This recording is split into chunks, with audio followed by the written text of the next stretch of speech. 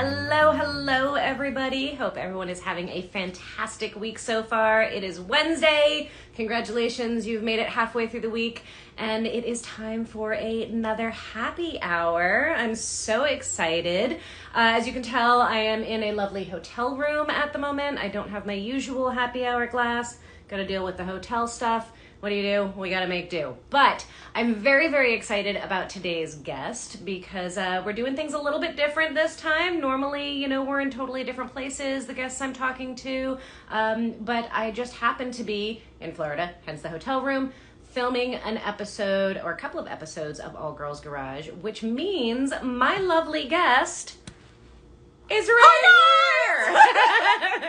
here. In the flesh. Yes. So it's kind of weird doing this vertical, so we're going to be all comfy cozy on the couch. And this is not safe social distancing. This is definitely not safe social distancing. And we have an excuse, and that is that we've been filming on set all week, which means there's no way.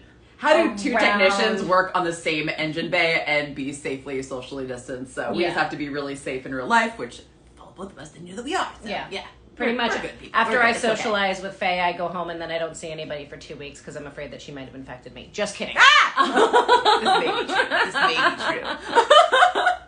Oh, hi, everyone. Oh, my gosh. Wow. Yes, hello, everyone. Thank you all for tuning in. I'm so excited to have you guys all here, and I'm so excited to have Faye here. So for those of you who don't know Faye, I'm not sure how that would happen, but if you don't know Faye, she is a technician, ASU certified technician, very long career as an automotive technician. She is also obviously one of the hosts. She's my co-host. She's one of the hosts on All Girls Garage. She's my co-host on All Girls Garage for the last, this is our second year. We're just wrapping up her second season. And we met each other originally on the Chevy Montage project, but even before that we met at a training program with WorldPack. And she's just a phenomenally talented woman, and it's super awesome to be working with her, and super awesome to have you here. So thanks for joining me. Cheers. God. Oh, yes. Cheers, my beverage. What are you drinking today? Okay, so I was not ready for going full out bourbon in the actual, so I'm going bourbon kombucha. So I've got this lovely bourbon kombucha. Yeah. Oh, sorry. That she just splashed me with. I just splashed all over you. This is a Unity Vibration peach bourbon kombucha beer. That's fancy. Yeah, I know. I was like, oh, this is going to be light and nothing. But I'm just drinking bourbon. Yeah, it's 8%, so we'll see if I can make it through this without getting schwasty. But so in other words, this is going to be a very interesting very interesting. Hour. So I hope you're all tuning in and planning on staying till the end when she gets nice and rip-roaring drunk, and the questions will just get more interesting. So it's actually freaking delicious. And if you guys have questions, we're going to try to keep up with stuff, but we've got to be, in order to fit us both in the frame, we've got to be a little further away, so it's a little bit more challenging. But if you do have questions, use the little question button on the bottom. We'll be able to see them that way, and we will do our best to answer your questions as much as we can. Oh, cool. So, all right. So, Faye, I feel like I haven't seen you in forever. Just kidding. We've been doing this. I know we've been working together all day, but we're gonna switch this up a little bit from our usual banter, and I'm gonna ask you some questions if that's all right with you. I think I can. And you are welcome to ask me some questions as well. Oh, may I? This might be a little bit more of a casual happy hour than we've had in the past because we're right here with each other, which changes the dynamic, as you can clearly see. Somebody asked if we still have the TV show. Yes, we do. Mm-hmm. In fact, we're filming right now, so more episodes coming very, very soon. So stay tuned to MotorTrend, and you'll see those popping up really soon. So, I want to rewind with you a little bit. We've talked about who you are now and what you do now. I forgot to mention that she's a great YouTube creator. She's got a phenomenal channel. So if you don't already follow her on YouTube, check that out and give her a follow and give her some love. But how did you start out? What was your how did you become an auto mechanic? That is such a good question, and I was trying to condense this into a little soundbite today, and it's just really hard to do because it was such a random journey.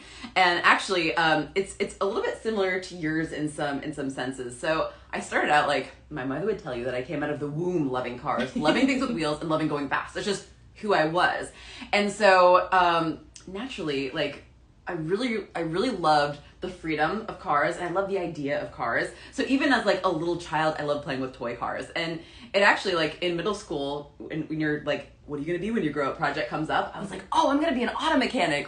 That was just something that I had always thought was a possibility for me because I was really lucky because my mom always embraced whatever I wanted to do. So like, for example, ice hockey was one of my passions as well. And she never like told me that I couldn't do anything because of my gender. Like she never restricted me. She was like, my daughter loves this. And so she just like embraced that and just like ran with it. And because I was like a little bit sheltered, was like a little bit homeschooled aside from like real school. Like what's a little bit homeschooled? Well, we lived Is that like a little bit pregnant? Oh my god, no! Like sort of like lived in the boonies, and so my mom didn't like the schools that were available in like super rural New Hampshire. So she did a lot of like the early schooling with like just me. So I didn't have like, and because I was so rural, I didn't have a lot of other people to like really get to like model behavior for me. So I was very much alone.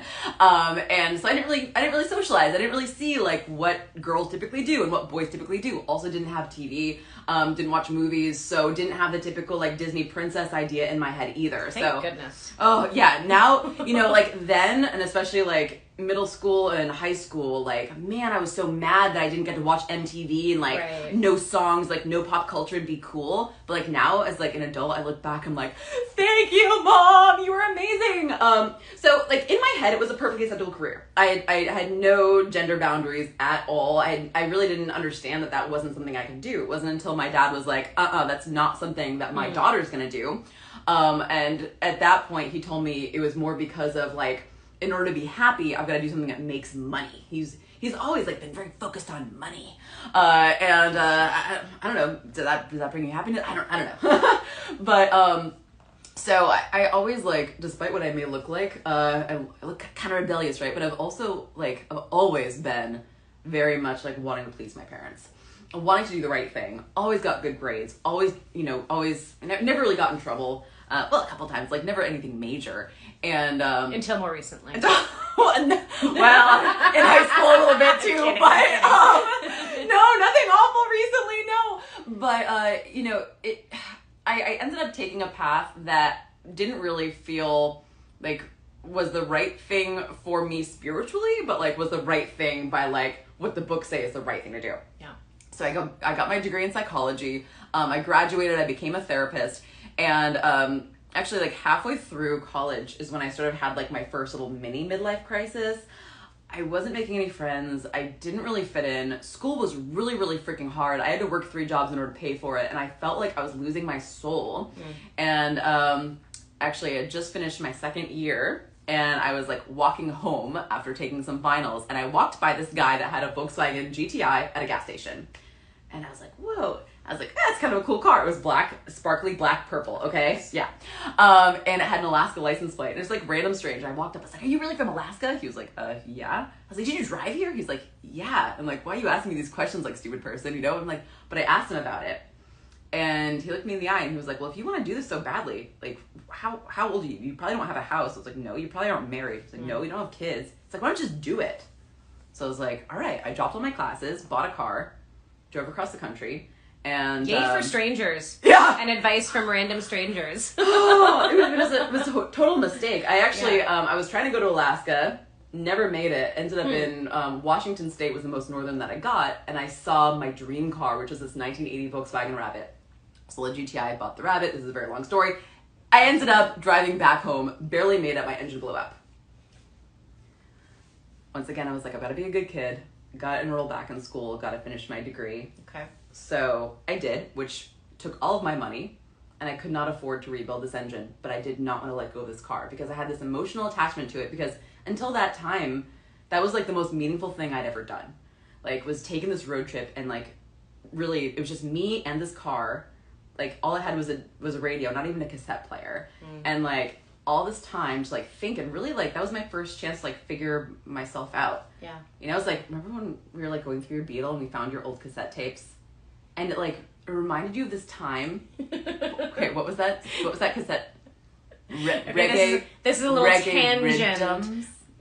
Faye was with me when I dug my Volkswagen Bug out of my side yard. Amazing. And we were going to start doing work on it. And I opened it up, and it was a time capsule. My car had been sitting there for 6 years. I don't know why I'm looking at her. It had been sitting for 6 years at least, if not more. And there was there was stuff in it that we went through, including a bunch of cassette tapes that had kind of melted together from the Arizona sun.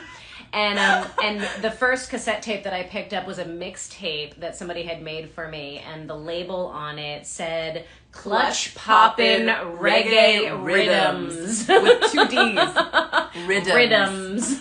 I was like, Bogi, what is this?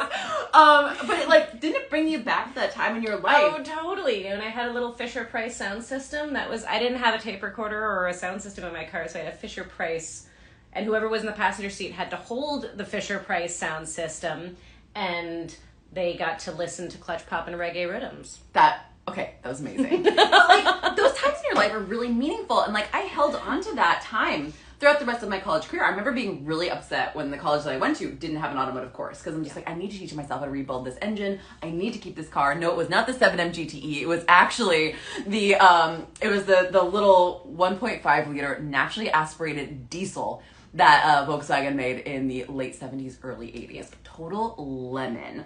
But your baby, and that's all that matters, right? Yeah. I just knew I had to get this car going back. So I ended up, by some stroke of luck, finding a local Volkswagen club and meeting a master Volkswagen mechanic and telling him about how much I just really wanted to learn how to rebuild this car. Did he have any advice for me? And somehow I landed this basically apprenticeship internship in his shop after I was done with college. I would sweep the floor, empty oil change containers in exchange for his knowledge and advice, just like a couple hours a day after work. And eventually, after a couple of years of that, rebuilt the engine and realized that even after landing a job in my field that I got my degree in, after landing that job making $75 a freaking hour, which is more than I still make to this day, like, that was what I wanted to do more than anything. And, okay, here's where the story gets interesting, because I was like, I really want to become a mechanic. And I talked to my mom about it, and she was like, you know what, Faye? You've got nothing to prove to anybody. You've got your degree. No one's ever going to take that away from you. But you really can do what your heart desires. So I was like, gosh, at this point, I'd been through the school system. I had been in like more like modern culture. I'd seen other people, right? And I realized, okay, this isn't something that women really do. And I remember getting on the computer at school and looking up like, you know, mechanics, like female mechanics, women mechanics. And I came across a video in like 2007 or 2008. Like it was a while ago. I came across this video of a woman who owned her own repair shop. And I was like, oh my God, she's doing it. So can I. I was like, her shop had purple walls. I'm like, oh my God, she, like, my favorite color is purple. She's got a purple shop. She's just like me. I can do it because she's doing it. And that woman is Bogi. So anyway, that's a very long story. I don't know how to condense that into like 5 sentences. So sorry. No, there's a ton in that though, and I there's been a theme that we've talked about over several weeks of this, several months of this, like how many of the ladies who I've interviewed have said things along the lines of, like, I didn't really know what I was doing, but I jumped in anyway. Like, I dove in, I just sought it out, I was scared, but I did it anyway. And I love this, like, notion of the stranger telling you, like, just do it. And you're going, you know what, I'm gonna. And also, like, a lot of people ask, I'm sure you get this all the time, like, how do we get into this? For a woman who maybe, or a man who is interested in cars, isn't doing this professionally, doesn't really know a whole ton, but wants to learn and wants to go into this profession, how do they get into it? How do they get their start? Do you go to school? Do you just get an apprenticeship? And so I think there was an interesting thing that you talked about with how you got your start of just like, I will do whatever it takes, teach me. Yes. Right? I will empty your garbage cans. I will sweep your floor. Teach me. Yeah. And that's a really valid way of going about it. And there are those great shops out there. Like, there are people who are willing to take you under their wing and show you all the things. And also, like, how long did you sweep floors for? Okay, the first 4 years of my career, y'all, were unpaid. Were just me, like, doing anything that it took. And I don't recommend that. Right. I was gonna say, I don't necessarily recommend that, but, like, you paid your dues. Yes. Right? Yes. Like, there was times when you did grunt work. Oh my God, that was, yeah. I did a lot of that! But, We like... all do. No, that being said, it's like, I mean, I also could have spent a ton of money and I could have gone to school.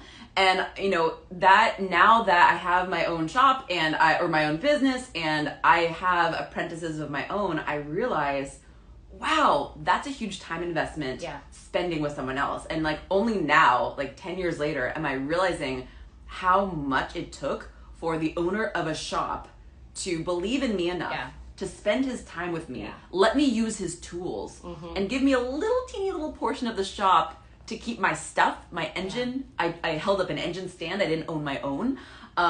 It was huge. And I think that's very rare. I think that's really rare to find nowadays anyway, too. I think it is, and it kind of goes both ways, right? Like there are those shops and those people who want to give and give and give of their time, and they want to teach and mentor and share their knowledge. And then I think a lot have been burnt over the years by young folks who don't necessarily realize or appreciate how much they're giving up to teach you, and how much of their time they're giving for you, right? Yeah. And so if you get burnt too many times, like I heard a quote earlier today that was, like even nice people get tired of being nice to ungrateful people. Oh my God. Yeah. And it is. So like after a while, then you start going, well, maybe I don't want to waste my time mentoring people, right? So there is something to be said for that paying of dues, finding somebody willing to teach you, but then knowing that you're going to spend some time paying your dues, and you're going to spend some time mopping floors and emptying garbage cans. Lord knows I did too. Oh, and, yeah. Yeah. Yeah, and I started out, like, they had this junkyard of Volkswagen. This is a Volkswagen Audi shop. And I spent, like, my first time actually wrenching on a car that wasn't mine was taking apart these junk cars that were eventually going to be shipped out. And I didn't realize how smart this was of him at the time. But that's when I broke stuff. That's when I also started to learn what things were, and also started to figure out what parts fit. So like, hey, this part on this, 2006 Audi can also fit on these Volkswagen models and these other Audi models. And like, so I started to learn parts identification. I started to learn how to look things up on, not Repair Pal, AllData, and how to use a VAGCOM, and like all this like little stuff that I could just tinker with.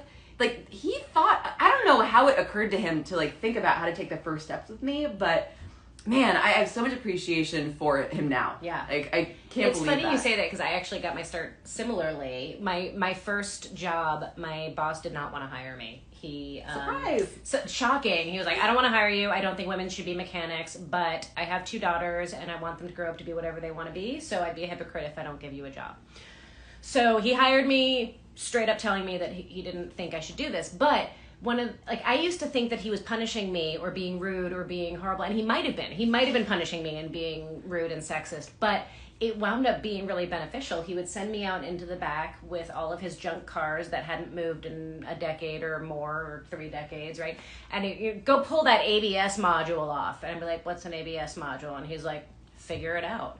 And, and so I would have to go and figure it out, and then he would like ask me random questions. Like I would bring him apart, and he would say, all right, tell me what models that fits on. And I would have to do the research to figure out and go through all of the stuff to figure out, oh, this applied to this model and this model and this model, but not that model. And then I'd finally be done and come back to him, and he would say, all right, and how does it work? I'm like, oh. And I thought he was just trying to keep me busy and out of his hair. And he might have been.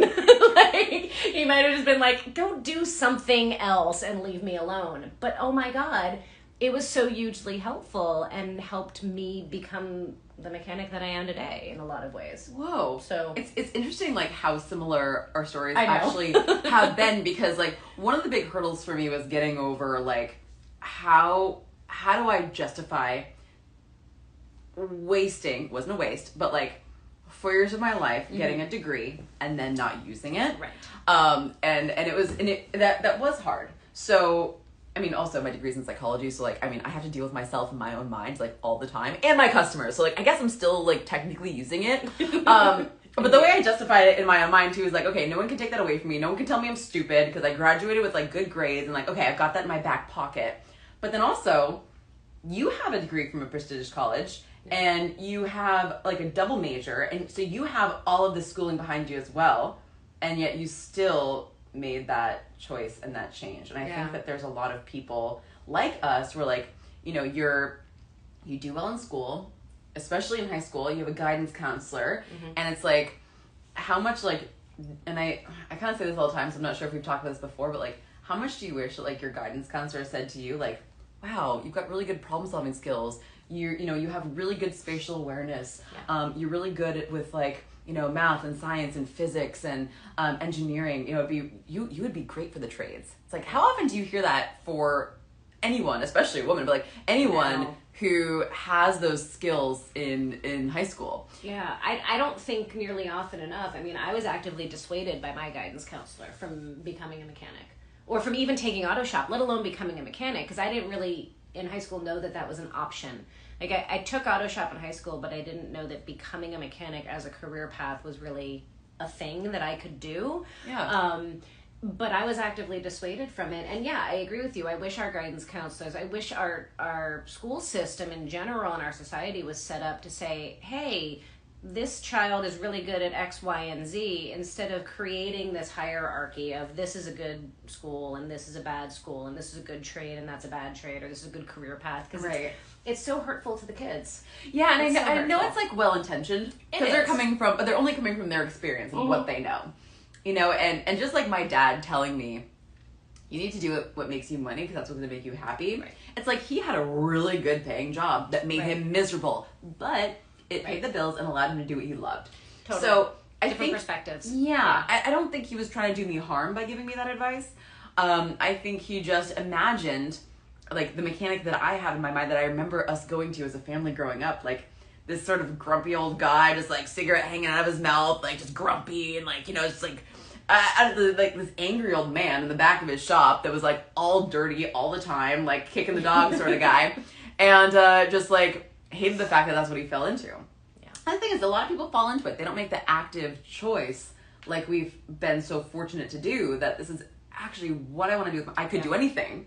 Well, not anything, because I learned I could not be a marine biologist because I get very seasick. So I cannot live in a boat, unfortunately, because I would love to. But there are some things we just can't do. But out of all the things that I had options to do, actually, my mom told me recently that I had some backup plans. Oh, what were your backup plans? I wanted to Curious. be a truck driver, Okay. a medium, Okay. a pirate, or a marine biologist. You could potentially be the medium and the truck driver simultaneously. Those Yeah, two could. could go well hand in hand. Well, I think you have to be focused, and if you're like really, really focused and channeling energy, you'd hate to be like in the middle of traffic doing that. No, but you could do like truck stop medium work. Oh, I could. Yeah, and psychic work. Yeah, I was on the right path for people. But marine biologist, I actually started out with this, you know, like, all right, I'll do marine biology as like plan B. And then I went to live on a boat, and then I realized that some people get seasick the first 3 days, and that's it. I thought I wanted to go into politics. Oh. I, at one point, thought that I was going to be the first Jewish president. Has there not been a Jewish president? No. I was going to be the first short female Jewish president was my plan. Oh, okay, that's very specific. Okay. I wanted to go into politics. I wanted to be a president, the president. Now I'm like, oh God, no, I would never want that. That's a lot of sounds responsibility. awful. That's Absolutely a lot of responsibility. awful. But yeah, no. I So could marine barely biologist and president. Look what the world missed out on by us becoming mechanics. Yeah. Or a pirate. I mean, I could be like pummeling your city right now. Thank God I'm not. Anyway. Oh my goodness. Oh my goodness. Let me see if there are any questions. Let's see. Somebody did ask, Faye, what is your favorite thing to work on? Oh, yay. All right, I can answer that question. Yes. And you answer that while I read the other questions. My favorite thing to work on. Honestly, I love Toyotas because that's my training. So it's what I feel the most comfortable in. I can make flat rate time on Toyotas because I do the same thing over and over and over and over again, and I know it's going to make me money, and I know I'm going to be able to do it, and I can grab all my tools, and it's easy. Don't we all love gravy? Yes. But my favorite jobs are actually the jobs where the customer really cares about their car. Like, they're excited about the repair, and they're enthusiastic, and they're just like so excited that they found me and they want this specific thing because they saw me do it on YouTube, or they just or they're like really excited they want someone who has like my attention to detail, or like they relate to me, they relate to the car, and like we have this little relationship. I love those customers because I know that the time and energy and effort that I take will be appreciated. Oh, I love that.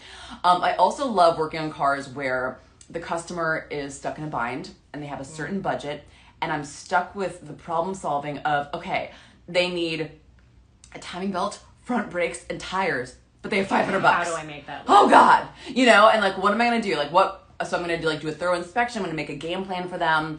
And I know that like the next hour of my life spending time looking at this car is going to be spent for someone who really needs me and what I bring to the table in this exact moment. So if I feel like I'm doing good for the world and I'm with a customer who's enthusiastic, I it really doesn't matter what I work on. Sure, However, I really, really, really love 90s, late 80s and early 90s Toyotas. I think that's really interesting because I know for me too, it's the same. It's like I love working on cars, but I love working on cars because I love working with people, and cars are the way that I work with people. It's the vehicle. It's the way that I do it. Oh my God, that play on words was right. That was you like that.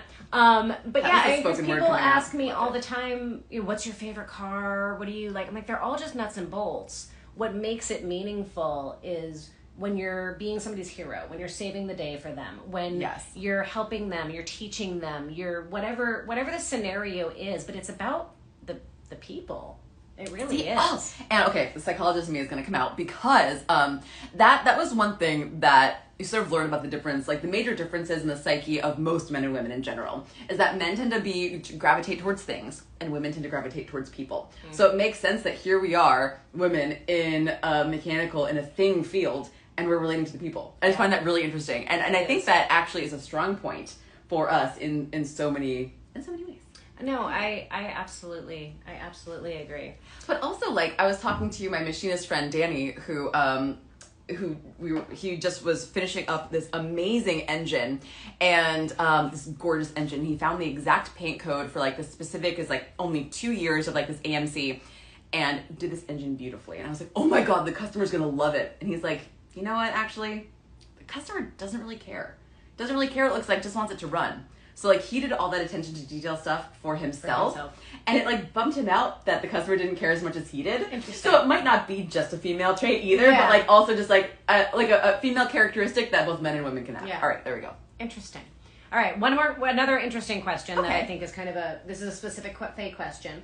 The question was, how do you handle, or what is your advice for people who feel like they are being judged for their tattoos more than for their talent? Oh. Have you ever experienced that? Do you feel like people judge you for your tattoos? Yes, but I also, that oh my God, that sucks. Especially when you have someone who's just like, maybe like, from a different generation or just from a different world than you, mm-hmm. and you feel like you're like personally offending them, even though like in your heart you just like love this customer, but like you feel like who you are offends them. Oh, isn't that the worst? I hate that. But I will say that even in the summers at the dealership, I had to cover everything up. And whenever I go to a job interview, doesn't matter, I cover everything up. Not because I'm ashamed of who I am, because I love my tattoos. Every single one has a very long story behind it. Long story, can you believe that? Shocking. But it has like a deep meaning to me. Yeah. So if someone is like offended by something that I have on my body, it's like a part of my story, and it actually like kind of hurts my feelings. I'm very sensitive. But understandable. Going into a job, so if I was to go into like a job interview, I would not look like this ever. So why? I mean, I think I know the reason, but I want to hear from you. Well, because I want my experience and my resume and my professionalism and what I have to say to speak for itself. I want to make it as easy as possible for me to get a job, and I don't want to make it any harder for myself than I need to. I already can't hide the fact that I'm a girl, and sometimes people do judge you for that, it's like kind of a bummer. But no, I've actually even dyed my hair, hidden the fact that I have dreads, tied them up. I'll wear glasses, I'll take out all my piercings, if it's a job that I really care about, because at the end of the day, it's like, I mean, yes, I want to be true to myself, but also my personality, that can't be changed. I have some outward things that make me look unique, but I am unique inside of myself. I don't have to have colored hair or stuff in my face or tattoos to be who I am. So, yes, I do feel like I'm being judged, but I also don't allow myself to be in a situation where I am judged. And now, of course, now that I own my own business, I'm very picky about the customers that I have. I actually don't even have any, I'm not allowing more customers in, and I was all word of mouth at the time. And when I owned my own business, I was completely myself. I'm like, here I am, this is me. But when I work for someone else, I feel like you did sort of, I did sort of have to, play into the game. But I mean, it's part, I think that there's a lot of people that have to hide a little bit of their own personalities, whether it's just like not speaking about their political beliefs or their religious beliefs. Or, I mean, there's so many things that we have to hide to fit into the general world. Well, and I think sometimes it's just to get the foot in the door, right? Yeah, like exactly. I remember I remember when I was younger, and I didn't dress very well. I was always very like grungy and slumpy, and kind of just did my own thing, and I looked like a tough bitch, like, if I'm allowed to curse. And I remember talking with a mentor, and I was like, people should just, they should care about me for my personality, they should like me for who I am and my talent and my skill, and not about how I look, and, the whole don't judge a book by its cover. And she's like, that's great, but if they never get close to the book to pick it up and open it and get past the cover, they'll never know what's past there. Exactly. And so I think there's this element of, I'm gonna present to get my foot in the door, and then once you get to know me, now I can show you then all you let of the things things, slide a little and bit. and now they already know you, right? But nobody will ever give you a chance if you don't present well. Exactly. And I think that was the big takeaway that I got from that. Like, it's not that I don't want to be myself; it's that I want to be able to have the opportunity for people to even open the book. That's so well said. So well said. Absolutely. I really agree with that. You say things like so well. That's your superpower, I feel like. No, I think it's one of my favorite types of intelligence, and what I think is actually the most intelligent of all the types of intelligences is the creativity, the ability to like bridge domains. So something that, like, if you're an artistic thinker but you're trying to explain a mechanical concept, you're really good at bridging those things together. That's a real skill set. And you guys, like, for those of you that have ever like watched the show, I have no idea where she's going with this. Well, I mean, I don't know how many people like actually just know us from Instagram or like know us from the show. Probably more of your audience than mine. More from the show, but anyway, I'm new, but like, behind the scenes, I really struggle to like say anything. Like, if I'm not talking about something on the show, or like if I'm not talking about like, and this is this part, and I'm gonna be doing this with it. If I have to like say something or like describe something, or like even just say like, this is what we're working on, and like, welcome. It's a real challenge. Bogi is just like so good at describing anything. Like, Janice, like, one of the behind the scenes people today was like, Bogi's like this one hit Bogi. Like, she's just so good, and she helps me. One take Bogi. Oh, one hit. Oh my god, I'm sorry. One take Bogi. You said it's better than one hit wonder. As long as I'm not a one hit wonder. No. She's giving herself a hard time. She's really not nearly really as bad as she thinks she is. Insecure. And this is only your second season. Yeah, so I'm learning. It's new. Slowly. It's all new. I've got a couple of years on you doing the show. But that's also, I think, where your education comes in as well. And it's like, because I get that question a lot. It's just like, do you feel like it was a waste? Like, did you waste your money? Did you waste your time getting your degree? I mean, do you feel like you wasted your time getting a degree? That's a hard one for me. I don't know. I mean, I want to say no, but I also want to be honest. I don't actually know the answer to that question, because sometimes I think, like, what if I didn't listen to my dad, and what if I actually took auto shop in high school? How much different would my life be right now?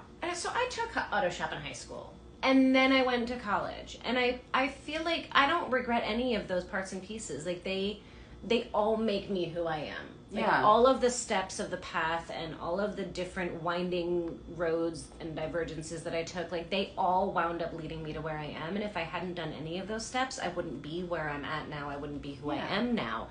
And I do feel like we, having gone to a traditional 4-year college and then also done the technical path, I think we kind of have a little bit of a unique perspective because we've done both, and I feel like it's allowed me at least to see how our society does a disservice and an injustice to young people because we force them to choose one or the other, and they miss the whole piece, right? There's stuff that I learned in college that I never would have learned in technical school if I'd only gone to technical school. And there's stuff I learned in technical school that I never learned in college. Yeah. And I am who I am because I got both. And wouldn't it be great if our kids got both and then got to choose their own path for what fit for them instead of being told that one was better than the other or one was the right path? Yeah. Or, right, like, or like, what if we taught all of the things to all of the kids? Well, and like, think about it. Like, I graduated high school at 17. I look at a 17-year-old now, I'm like, how are you supposed to know what you want to do when you grow up? Like, what the? That's impossible. I still don't know what I want to be when I grow up. So seriously, I know. Yeah. Cheers to that. So what has been your biggest challenge in your career? Ooh, getting over myself. I am my own worst critic. Cheers, bring back the drink. Cheers to that. Worst self-doubter. Anybody else relate to that one? And I get stuck in my own head so much, and I overanalyze everything. And it's like, gosh, even like, all right, you guys, I held my first wrench in 2008. I started in the automotive career in 2010. So 10 years technically. And I still will have those moments where I'm like, crap, I don't know what I'm doing. Oh my God, I suck. I shouldn't be a mechanic. What am I doing with my life? You know? And it's because like, I'm such a perfectionist, and my family had extremely, I mean, bless them for this, but like my parents had such high standards for me. You know, if I did not get all A's, it was not acceptable. I got in trouble if I didn't get all A's in school, and if I didn't do well in sports, and if I didn't do all the things and do my chores, and like such high expectations of me that has carried into my adult life, to the point where I don't know how to relax, and I don't know how to like give myself a break or say, whoa, Faye, you're human, okay? So sometimes like, and especially like the past couple years now, like working for myself and with myself and only by myself, the only standard I have is myself. And then working with Bogi, who's also like the best technician I know and has extremely high standards too. So I'm just like, crap! We are both incredibly hard on ourselves. Very hard. Ridiculously. And it's crazy because it wasn't until like recently where I started working in a shop with other people, and I'm like, wait a second. Like, not that I would say like, oh, I do that better than them, because that's not what I'm saying, but I'm just like, okay. People have different standards for themselves. Like, people call themselves a mechanic with like this much skill level. Like, okay, take a step back. And I think there is like some sort of like a little bit of a fraud mentality that's carried over for me, because I don't have a degree in automotive. I did not go to tech school. All of my learning, all of my knowledge has been hands-on. I'm self-taught. I read some books, kind of, but not really. I read some ASE books to pass the tests, you know, and all my training has been through other people. So recently, you know, with my, I have a new mentor now in my 10th year of automotive, my friend Danny at the machine shop, and I'm learning a lot more about how turbos work and how the internals of engines work and like all this stuff. And I'm sort of relearning things that other people have taught me wrong, and I'm like trying to discern for myself what's right. And you realize that there's so many different ways to do things, and sometimes I get so caught up in like, what's the right way? It's like, well, I loved math. It's like 2 + 2 is always equal 4, right? You know. But in automotive, yes, it's broken, yes, it's fixed, but there's so many different ways to get from broken to fixed. Yeah. And also the internet is mean. The internet is harsh, and some are more right than others. Oh yes, but yes, there's also definitely multiple ways to skin a cat, which is a horrible phrase. Poor cats.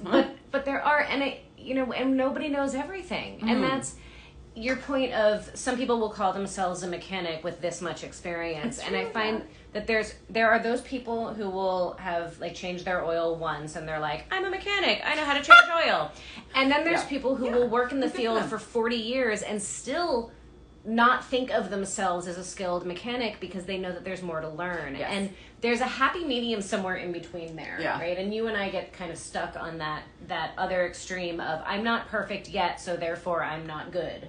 No, right? Exactly. And I know a lot of ladies, particularly, I've spoken with a lot of ladies who struggle with that because they're like, oh, I don't know X, Y, and Z, so I'm not real yet. I'm not official yet. I'm not legit yet.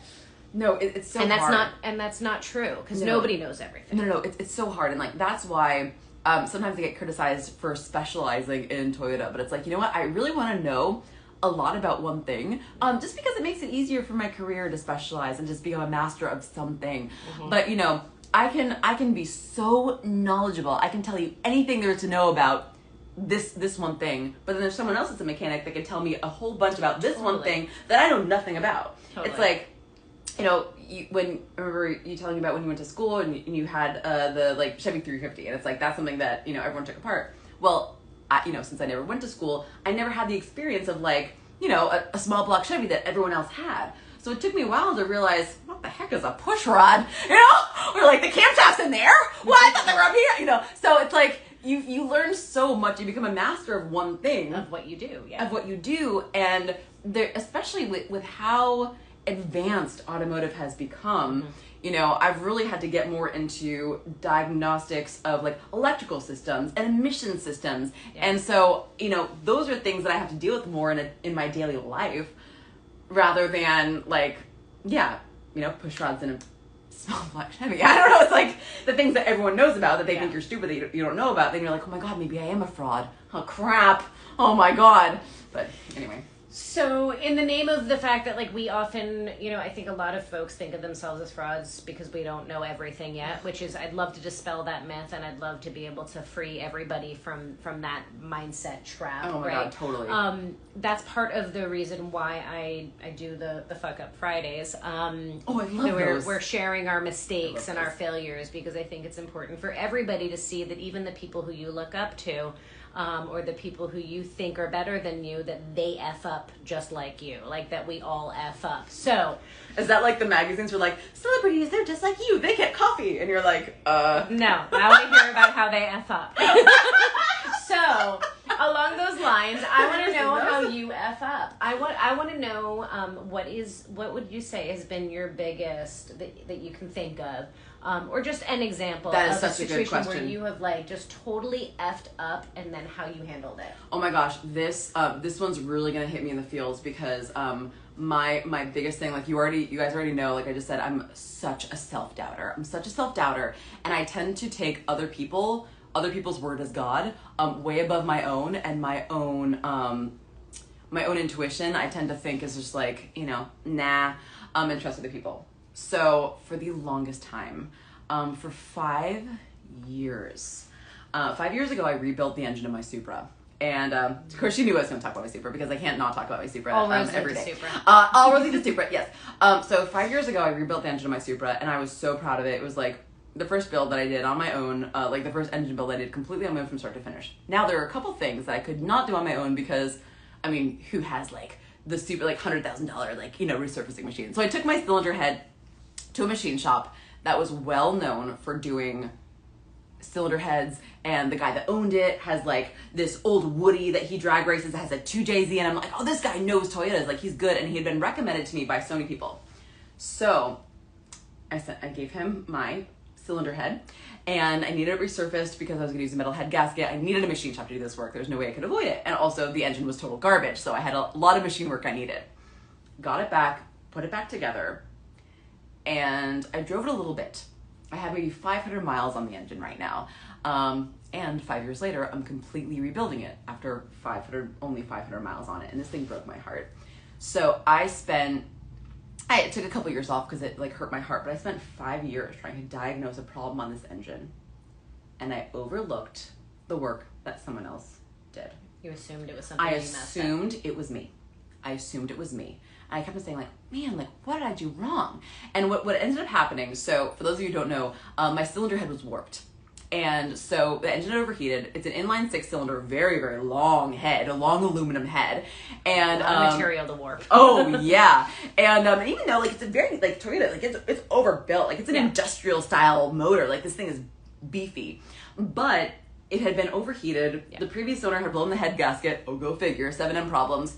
And before the machine shop had resurfaced the head, they never checked it for straightness. So it was crooked. The cylinder head had warped. It was crooked. They just resurfaced it as is. Yeah. So instead of, like, if I was to just take that cylinder head, bolt it down, it would have straightened itself out a little bit. Probably wouldn't have sealed on the metal head gasket. But because it had been surface warped, I bolted it down and had sort of kept it in perpetual crookedness. Yeah. If that's a word. Sure. So what was happening was my cams were seizing in the cylinder head and my cam gears kept on spinning off. And every time I'm like, man, how stupid are you, Faye? You forgot again to torque down. Like, I kept on thinking that I forgot to torque something down. And I rechecked myself. And every single time I was rechecking the same work I was already doing. And I'm like, it must be something I don't understand. It must be something I don't get. And that probably set me back in terms of just like, I mean, not just time, but confidence. That's what I mean. Not like, because the time that will come, and that lesson that I learned is worth every single year that I spent in agony over this freaking car. But like, it really affected. I mean, and honestly, that was the big reason why I didn't feel confident going out and working on the montage. My car was still a mess. How do I call myself a Toyota technician when my Toyota that I built myself doesn't run because of something that I thought that I did wrong, and it messed with me. And it's like it's a lesson I've had to learn over and over and over again, and it's been a really hard one. And I think a ton of people can probably relate to that. Like, I'm sure a lot of you guys out there can relate to that. I know I can relate to that. Really? There's a happy balance there somewhere, because it is true, right? When you do work on a car and then there's a problem, the rule is the first thing you do is recheck your work, because the odds are it isn't a coincidence that you touched X and now Y is broken. Like, odds are it's related somehow.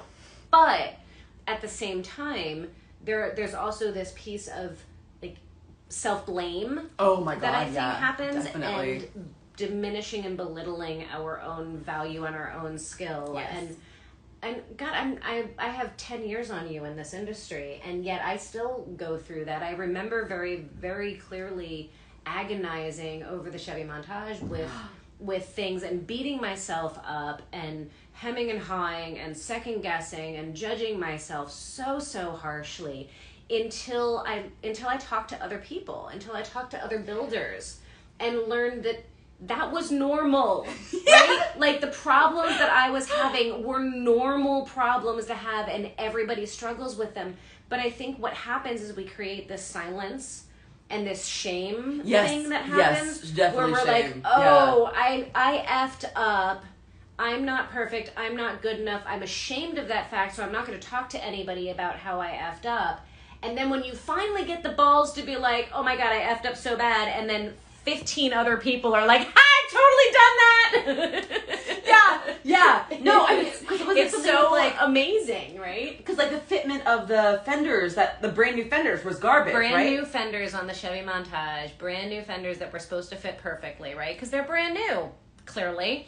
And I know aftermarket parts never fit, but I didn't know that for metal pieces, for body pieces.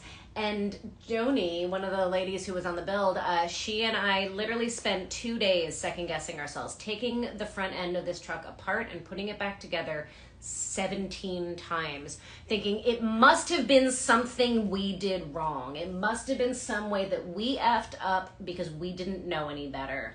And finally I threw in the towel and, crying and feeling like we're never going to get this done, and who the heck do we think we are to be able to do this?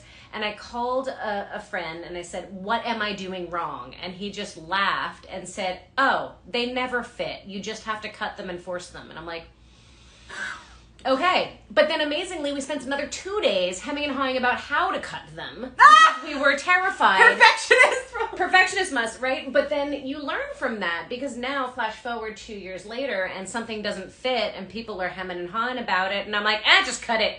Yeah. And I have not had quite that experience. So like, even if you've ever noticed, like watching the show, like I'm always terrified of like cutting or messing or drilling into something that's like brand new, and Bogi's like, I got this. I'm like, okay, you do it then, because I'm scared of cutting and breaking and messing with things. But I think that's the life lesson. Like, the first time you do anything is terrifying. The first time I rode on a roller coaster, I not only chewed my nails off, I practically chewed my fingers off. I was so terrified to go on this roller coaster. And the minute I was done, I was like, oh my God, that was amazing. I want to do it again. And so not me. I'm just like, who torqued these bolts? The apprehension. The fear is so much more frightening than the thing itself. And the first time you do something, it's terrifying. The second time you do it, you're like, okay, I've done this once before. The third time you do it, you're like, old hat. Yeah, true that. Right? So we've all been there. We've all done that. That was a really good question. Yeah, thanks for asking that. Absolutely. Because that's also something that, you're kind of... What you said about like being afraid to talk about it, I was totally afraid to talk about it. And it wasn't until I just like, confided in a friend who ended up like changing my life, and I'm just like, I don't understand what's going on with this. Like I've taken this apart. Like what the heck is going on? And and that experience has led me to rebuilding my engine, and it completely changed my life. So it's like sometimes we have to be like big enough to admit, like, it was hard, like, man, it hurt a lot to be like, okay, I give up, I can't do this, and it's like, whoa, I couldn't have done that anyway, like, but you never know what's gonna come out of that. Like sometimes you give up and someone else comes along and is like, oh man, here you go, and you're like, well, okay, then I learned something, okay, that's okay. Yeah. and then other times, it really is like a beautiful lesson you can get out of it, so you never know. Yeah. But shockingly, our time is flying. Oh, is it? Oh, when the two of us talk, that's what happens. As you can tell, this is what it's like nonstop on set with us. By the way, it's just pure ridiculousness. So we have 10 minutes left. So really quickly, I want to make sure that this gets out before anybody starts to leave. How do people find you if they want to find you? So you can find me at Pistons and Pixie Dust on Instagram or youtube.com/Faye Hadley. I really just do like Instagram and YouTube. I don't do TikTok like you. Have you seen her TikTok? I just started TikTok, guys. They're amazing. But TikTok people are kind of mean. I don't think I'm ready for TikTok. The comments are mean. It's kind of fun. I'm going to start sharing the TikTok videos with you guys soon. I've been a little bit like, I'm playing around with it. It's like my secret safe space where I can play with stuff and not be embarrassed in case it's a total flop. There's not that many people following me yet. So says Mrs. 2.3 million views just over on that here. One, Okay, all right. No, that was an accident. But I'll start sharing those with you soon. But no, it's. I want you guys to follow Faye if you don't already. I want you to give her some love. You guys do. You do a ton of. So she has a YouTube channel, but that she does a ton of DIY stuff and really helpful information. But in addition to that, you also... I have an automotive book club on Wednesday nights. We're currently reading some Smokey Yunick books, like the history of automotive racing. Really, really interesting. And then I have an automotive happy hour on Fridays at 3:30 Central Time. So, yeah, with my friend Danny, who actually, like I just was talking about how, like, everything happens for a reason and how, like, I finally admitted to somebody, like, I need help me. And, like, my friend Danny, who's at the machine shop now, which is, where I now do a lot of my work. He was the one that just is like, no, this is okay. I see this all the time. This is not your fault, and he's taught me so much about like actually rebuilding the engine, and I've been able to do it myself and learn so much. It's like, so yeah, I do both of those with him, and it's awesome. Yeah. So definitely give her a follow. Check her out. Check out her YouTube. Check her out on Instagram, and obviously check us out together on All Girls Garage. So in our last 8 minutes that we have, what's next for you, Faye? Oh gosh. Like, do you have? What should we be looking out for? Do you have a plan or a thought or a vision of what you'd like to do next? Yes, you guys need to be looking out for my Supra build because it's literally like changing my life. It's like I thought it was done back then, 5 years ago. And I think the biggest lesson that I've learned in that build is that like, everything happens for a reason. And I've slowly learned to like do the few things that I paid someone else to do. I now realized I spent so much money paying someone else to, I'm like pointing at you. No, I spent so much money for someone else to do them. And like they totally mess them up because no one cares about your project as much as you do, So I've had a chance after some epic failures that have brought me to tears and have ruined days of my life. I've just like laid on the floor crying over like things. I'm very emotional. Did I say that? I'm now like rebuilding the car from scratch. Like I'm literally exactly where I was 5.5 years ago on this car. Like I have the longest term project ever. But it's been this beautiful thing because, oftentimes, and we talk about this a lot, that like sometimes on the show, we sort of feel like we're doing a disservice because we do so much work, you guys, in several days, and it ends up being a snippet of 22 minutes. But those things are pre-planned. We plan them out. We do a ton of research ahead of time. Like all this stuff goes into it, and like it's our work, it's our job. Like our life goes into it. Then we have a car that's our project car on the side, and that's not our work. So like we don't have the same amount of energy and effort and thought. We don't get paid for it. So like no one's project car. Like sometimes you see this thing happen right away so fast, and like you start to think to yourself, well, why can't I build a car that fast? And like life doesn't really happen. That's not reality. Yeah, it's not. And it's not that we're being disingenuous on the show. No. We're not, because if it was a fake show, neither of us would want to do it.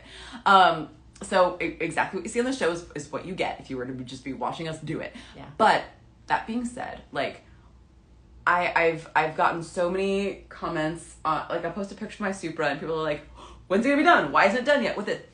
The biggest lesson I've learned from that car is to enjoy the journey. Mm-hmm. And that whether it is sanding in 107-degree heat and being freaking miserable, there's a lesson to be learned there. Mm-hmm. There's a way I'm becoming a better person there.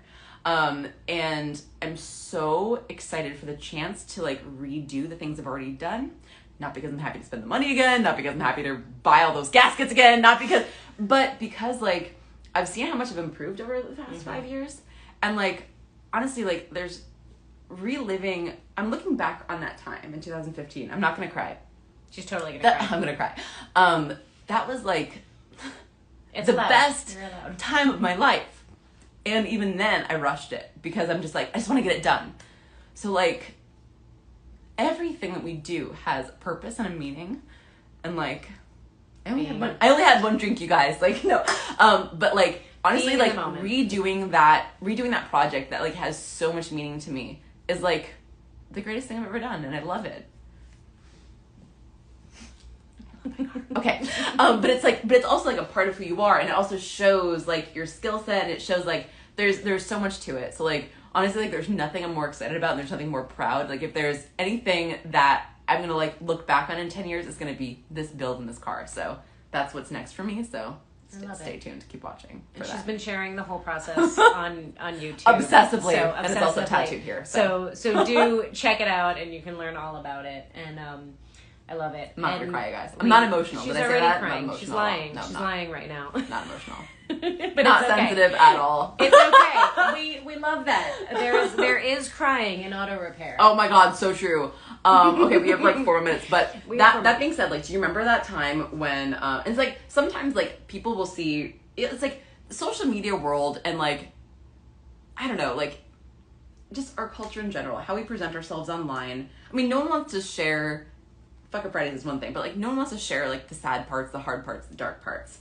So there's so many times when people see pictures of me or of anyone online and they're like, whoa, look at all this stuff you do. And like one of my favorite pictures from the Chevy montage build is from timing the BMW engine. Now, for those of you who don't know, that was a project that was what took 2 days, or at least one full day. And I spent about 2 hours outside in tears as we were trying to do that. She wasn't alone with that either. There was a lot of tears. We cried together, actually.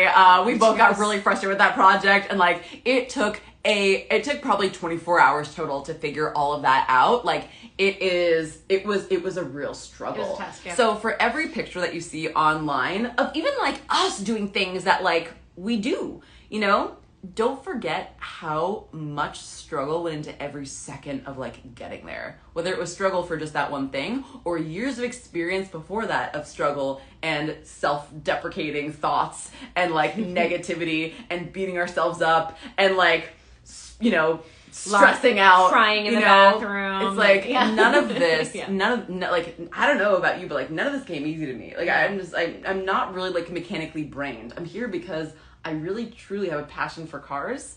Other things like school came easy for me. Even being a psychologist or being a therapist came easy to me. Yeah. This did not come easy to me, but it's truly what I love to do. And so like for those of you who are thinking that you belong in this field, but it's hard or like or you don't know where to start or right. Yeah. Just like don't think that any of us just woke up one day and are like, we're gonna do this, and then we just did it. Like that is not how it happens, y'all. Well, we did wake up one morning and decide I'm going to do this, but then we worked our butts off. Right. And we fell on our faces a lot. And we got back up, and sometimes we didn't want to get back up. And cried a lot. But we did anyway. And sometimes we still do. Like, we still fall on our faces. Oh. I mean, we've had plenty of those moments on All Girls Garage already, like behind the scenes in this season. There's plenty of times. Well, yeah. Yeah, absolutely. Because, like, you know, like I said, like, we both specialize in our own way. But, you know, how boring would the show be if all we did was 90s Toyotas and, like, you know, modern BMWs? You guys would get bored of that, right? So, like, we work in a whole variety of things. I don't know. Would you guys get bored of that? Would you guys get bored Should we do that? Maybe. Okay, I'm gonna pitch something. Okay. What do you think about this? We have 1 minute left. Would you guys like us to re-log on and do some more time and answer some more questions and hang out with you guys a little longer? Okay, so here's what we're gonna do. In less than a minute, they are going to shut us down. So I'm going to restart another live. If that works. That's a lot of hearts going up. It's going to take about a minute or two because I have to save this one so it doesn't go away, and then we'll come right back. Okay? So I'm going to say goodbye, and we will be right back in like 2 minutes. So don't go anywhere. Tune in. We'll be right back. All right.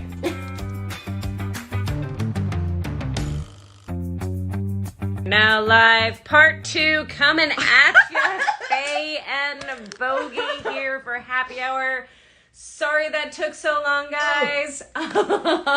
We don't have anybody back with us yet. Everybody deserted us. No, it takes a second. Oh, there they all are. See? It does take a second.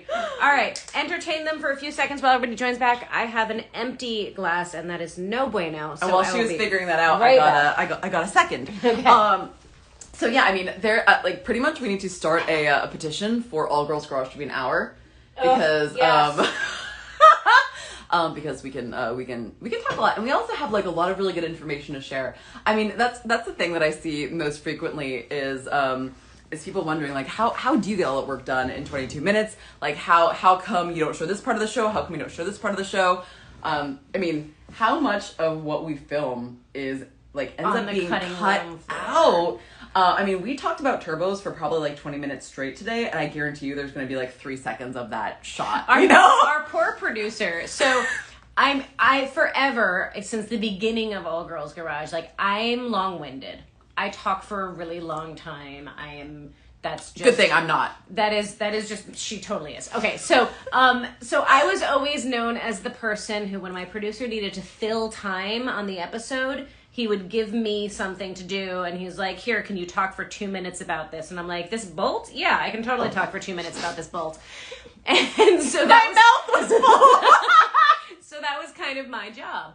And so now our poor producer has both this lady of us.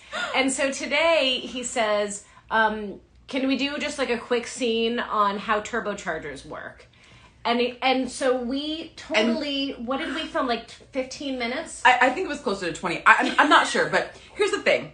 He put, and you guys will see this. Oh, maybe you won't. I don't know what's going to happen with this, but basically we had 2 cutaway turbos. And for those who ask, no one tells us what to say.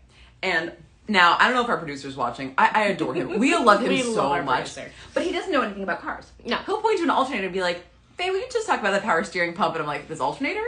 Okay. Like, literally does not know anything about cars. And so we will, and isn't it a good thing that we're not fed lines? Because you see me trying to like write anything for myself to say. I can't memorize things. We don't do well things with that I'm told. I just can't. So, and we also don't plan anything ahead of time. We plan nothing ahead of time aside from who's going to talk first. And sometimes we don't even plan And sometimes that. We're just like, we look at each other. We're like, okay, who's talking? So we're sitting on this table. We're standing behind this table, and we've got 2 cutaway turbos and turbochargers, like cutaway views. Super so you can see cool. the insides of them, which like we totally nerded out about because I love cutaways. They're yeah, and I love turbos. Well, we both love turbos. So of course he's like, and 3, 2, 1, and go, and we're like, okay, and we just start bantering back and forth on this on these turbos. Yeah. And he's like, you do realize that only like a minute of that is going to make it on the show. We're like, we know. Yeah. So I don't know. I'm curious to see like what minute he's going to cut out. I know. It's probably, he's probably going to take like a whole bunch of little chunks. Oh, thank you for all the love, you guys. I know. Oh my gosh. Tons of love. You guys are awesome. Appreciate it. All right. Since we're doing another hour here, we're going to do the rest of this second hour, I guess, or however long we want to go. Doing this a little bit more non-traditional for my happy hours, because the happy hours are normally a little bit more interview style, and I see a ton of questions just about the show and about us, and so we're just going to do the rest of this a little bit more like both of us being interviewed by you guys. Does that sound good? So bourbon and bourbon flavored kombucha, he says. I know, I love that. I know. So we did have one question. Do mechanics mansplain things to us? Okay. So would you like to take that one? Well, I'm just gonna say look at the comments in my posts and her TikToks. So you know what? That's interesting because that's a really interesting question, because like we were talking about earlier, for every time that you show how to do something, there's a million people that think that there's other ways to do things. Mm-hmm. And there's some people that are genuinely just trying to be helpful. Totally. And I've learned a ton from my comments. Like, I've been doing one thing one way for a very long time, and then there'll be some like 50-year Toyota master technician that's like, hey, if you actually just like remove that instead, I know it doesn't look like it, but you can actually sneak in and no one knows this. I don't really share the secret very often, but I'm going to share it with you. And I'm like, oh, I feel so honored. I'm like, oh my God, that does work, you know? I've learned a lot from, you know, from people explaining. I really hate the term mansplaining, because I know that I woman-splain to people too. Like, I mean, I don't think that's a thing. I don't know. Like, I do like really hate that term because like, I don't know. It's like if there's someone that knows a lot about something, sometimes they're just really excited to share what they know. I think there's a difference between sharing knowledge and what gets coined mansplaining. And I think to answer that question is like, sometimes people share their knowledge with us and we love that. Yeah. And then sometimes people will, I think, totally mansplain things, and it 100% happens. I think it's a thing. I think it's a real thing. I mentioned that I'm starting to do TikTok videos, so I did a TikTok video on simple ways to remove lug nuts if they're really tight. And I had a ton great video, by the way. ridiculous comments, completely mansplaining things to me. And I'm like, you do realize I'm the one who made the video, right? Why? I'm not sure why you're mansplaining to me, but yeah. So this is kind of a question that goes hand in hand with that. Are you confident to speak up when you know something is correct? Yes. I do. But of course I'll second guess myself a whole bunch first and like double check and sometimes look it up and be like, But most of the time if I'm going to make a video about something, a YouTube video or something, I have to really know it, or if I'm going to show something. Recently there was a couple of videos that I made on my Instagram that were just like, one was like a new thing that I learned, and another thing was like a video compilation of like me peeling paint. And the peeling paint video is just supposed to be showing people like how the previous paint did not adhere at all on my engine bay. So I was not going through and painstakingly peeling up every single piece of paint in my engine bay. No, I was showing you like, whoa, it didn't adhere here, you know. And I made this like 20-second compilation. The amount of comments of people trying to educate me on auto body. Now, granted, I know nothing about auto body, but at this point, you weren't asking. I wasn't asking. It was already done. Yeah. And it was interesting because there wasn't, I mean, I know so many women in auto body, that I did actually reach out for tips and tricks, and I had a professional auto body, technician helping me and teaching, an instructor teaching me. So like, I was being taught by someone, like, you know, I had all the skill, but you know, I guess it was interesting because I didn't have a single woman say, this is what you should have been doing. Right. Or, hey, let me help you with that. And I also wasn't asking because the job had already been done. Right. And that was not, I wasn't peeling it up. I had actually, you know, I used a bunch of techniques for pulling the old paint up and under the instruction of a professional. But it was just interesting that some people did assume that I didn't know. Right. And then other people never assume. And you know what? I think that goes back to the Chevy montage, as we mentioned earlier. I was, you know, a huge breakthrough in my confidence, and that which led to a big breakthrough in my personal skill set, and like a huge growth in my career came from working on the Chevy montage. Not because my skills changed, but because when I walked in the door, Bogi had seen me once before in person, but we hadn't really spoken before. And she was like, oh, you're here to work. Okay, so we're going to do this. Go over and just put in that rear end. And I'm like, whoa, you're not asking for my resume. You're not asking if I need a drink of water. You literally are taking me seriously that I'm showing up to the door, not to be babied, not to be coddled, but to wrench. And I told you what I'm capable of, and you're not drilling me for information. You're not testing me. You're like, okay, you can do this. Go do that. And I'm like, well, okay. I'll get my own water then. No, just kidding. But it was like, wow, I've never been instantly trusted. And it was. I think we're both really used to having to prove ourselves. Yes, it gets tiring. It does. It does get tiring. Yeah. It does. Yeah, I have 20 years in this industry, and I still get questioned, and it's and it does. It gets exhausting. But I think going back to the question of like whether we are confident to speak up when we know something's right. Like I think that's an interesting question because I think it kind of depends on the scenario. Like there's times when I know I'm right, but it's just not worth it, speaking up.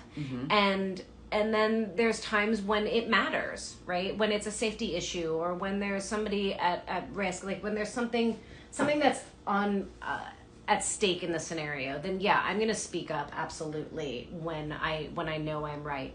But then there's times too, man, where like I thought I knew I was right, and I was not. Yeah, no, definitely. So well, definitely, and then there's also like, and then to add another level of complexity onto that, there's also this expectation, and I hate this, but there is. There's this expectation that women are supposed to be nice and sweet and wonderful, and we are. But sometimes I do talk back to somebody, even in like a friendly way, like saying, you know, thanks, wasn't asking for help, or like, hey, already figured this out, thank you, or like, wasn't asking for your opinion, or just like something like super just like quick and like a response, like, no thanks, thanks but no thanks. You know, I will get drilled later on. You know, I had someone come into one of my YouTube lives and just be like, why are you so sensitive? I told you this and I was trying to help, but like you got offended and like all this. I'm just like, whoa, whoa, whoa. Like it will come back. It will come back because I didn't fit that, you know, gentle, sweet, cute, kind, you know, woman idea. And like, I want to think that's not what it is. Like I really want to think that's not what it is. And that also might be what it is. And it's not everybody, right? Like not everybody holds us in that so light, true. Yeah, or treats us in that way. But absolutely. But yeah, it definitely happens. And I think sometimes the same sentence or the same phrase coming from a man gets heard differently than when it comes from a woman. Sure. And that's it. We may not like it, and it may not be fair, and maybe that's not the way we want the world to work. Yeah. But sadly, it is kind of the way the world works, right? Like we don't want there to be sexism in the world, but there is. There are gender stereotypes in the world. There are things that exist that we deal with, and whether we like it or not, whether we want it to be that way or not, we kind of have to acknowledge them, right? Like it shouldn't be that we have to worry about how we're dressed when we go in for a job interview. You shouldn't have to worry about covering your tattoos, right? But the reality is this is the society we live in. Yeah. So we don't get to make the rules, and we can fight against them, but we have to, which is more important, being effective or making a point? No, absolutely. It's like you really have to choose, and not either one is necessarily right all the time too. Like you've got to weigh the benefits both times. Yeah. And yeah, it's like sometimes I am more sensitive, and you know, it's like it's so true. It's in the reverse. You made a really good point, because sometimes I'll take something totally different depending on who asks it. The same question, if it's someone that I know, or if it's someone that I've talked to before, or if it's a woman. Like sometimes I will see things differently based on who the person is, and I'll judge too. It's like, I mean, of course it exists, because like I do it right back. It's like I'm sorry, guys. What would you say? I'm reverting to like interview mode because I'm horrible like that. What would you say is like your number one piece of advice for somebody who's like wanting to get into the industry? Yeah, no matter who you are wanting to get into the industry. Well, actually, I guess sometimes it does matter, like, you know, what your age is, what your current skill level is, what your financial situation is. But the number one piece of advice that I would give sort of across the board to anyone wanting to get into the industry is buy a cheap project car or go to the junkyard. Because it is so much easier to learn lessons on your own. Like even if you watch a YouTube video and like you try to do that thing on a car that is in a safe environment, where you're not under the stress of getting things done quickly, or you don't have people watching you and judging you, buy a cheap project car that you can take apart and put back together, and buy an owner's manual or a repair manual for it, and start practicing things. Open to a random page, start doing something. Find where that PCV valve is located, or find the torque specs of your lug nuts or something. Start somewhere. Or go to a junkyard if you have a smaller budget, and just bring a bunch of tools if you can, if you have them, and start taking things apart. So start tinkering, because there are some things that you cannot learn in books, and there are some things that no one can teach you that you have to experience. Torque specifications, for example. What does this stripped bolt feel like? What does it take to get to the point where you over torque things? There are some things that you're going to have to learn the hard way, and you're going to fail, and it sucks to fail in a job situation where suddenly you've got to drill out that bolt by yourself. What about you? I feel like that's the benefit of school, right? Because it's going to technical school, like, and not everybody does. So you replicated it though. So the benefit of school is that you have this opportunity where it's a safe space to F up, where it's not a customer's car, where if you make a mistake, you'll get ridiculed by your peers, but not necessarily like lose a job. right? And so you replicated that by putting yourself in a situation where you could mess up, go to the junkyard, mess up on things, right? I can't tell you how many women I've spoken to who are like new in their career who have been dissuaded by, oh, I broke a bolt and everybody's laughing at me. And I'm like, good, congratulations, you broke a bolt. Awesome. Guess what you got to learn? How to get out that broken bolt. It sucks. Right? And I remember I so much, like from the Chevy montage too.